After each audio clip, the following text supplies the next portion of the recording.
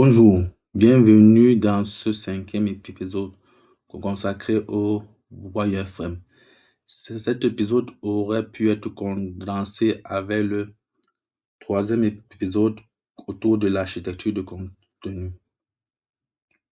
Néanmoins, il a été placé au cinquième épisode et constitue le pont entre le monde du product design via Figma, que l'on peut réaliser via Figma, et celui du développement front-end sur VS Code. Imaginons que nous avons maintenant nos couleurs, nos typographies, nos composants. Mais avant d'ouvrir VS Code, nous devons encore répondre à une question essentielle. Comment organiser notre future landing page? Comment placer les sections? Comment guider l'utilisateur? C'est exactement le rôle du wireframe. Aujourd'hui, nous allons réfléchir avant de décorer. Une erreur très fréquente consiste à vouloir commencer directement par le design, ou pire, par le HTML.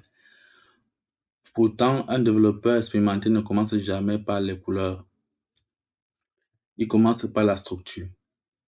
Le wireframe permet de réfléchir à l'organisation sans distraction, sans design, sans décoration, uniquement l'essentiel.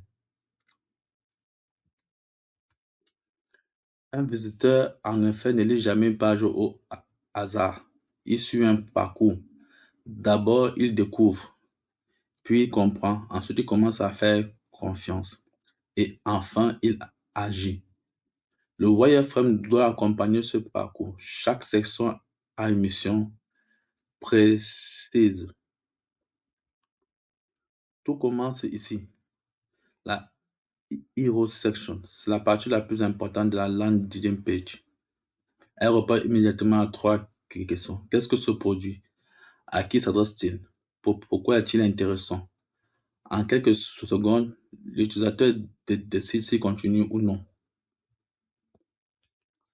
Une fois l'attention obtenue, nous devons expliquer les bénéfices. C'est le rôle des features. Chaque carte répond à la question: pourquoi utiliser ce produit? Les fonctionnalités ne doivent jamais être présentées comme une liste technique. Elles doivent résoudre des problèmes. À ce stade, l'utilisateur comprend, mais il hésite encore. Il se pose naturellement une question: puis-je faire confiance à ce produit? Les témoignages apportent cette confiance. Ils réduisent l'incertitude. Ils rassurent. Ils montrent que d'autres personnes utilisent déjà la solution. Chaque utilisateur possède des objections. Cela peut s'agir autour du prix, la difficulté à utiliser le produit, le temps nécessaire, les fonctionnalités du produit. La fois où quelqu'un répond à ces questions avant même qu'elles soient posées. Une bonne fois où ces questions réduit les frictions et augmente la conversion. Maintenant que l'utilisateur a compris, a été convaincu et qu'il fait confiance au produit, nous pouvons lui proposer de passer à l'action. Le call to action, c'est-à-dire final, représente l'objectif de toute la landing page. Sans action, il n'y a pas de conversion. Résumons-nous. Notre landing page n'est pas une succession de sections placées au hasard. Elle raconte une histoire. Elle accompagne progressivement le visiteur dans la découverte du produit, la compréhension du produit, la confiance envers le produit et les actions vis-à-vis du produit. Le wireframe est la traduction visuelle de cette histoire. Et ce travail doit être réalisé avant le design, avant le HTML, avant le CSS. Disons simplement que le wireframe, c'est l'architecture de contenu à main levée.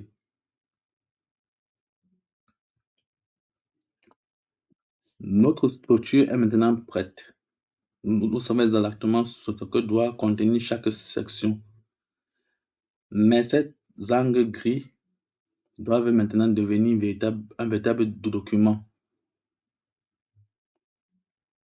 Il est temps de transformer notre wireframe en structure HTML. Et c'est exactement ce que nous allons découvrir dans le prochain épisode. Je vous remercie pour votre attention.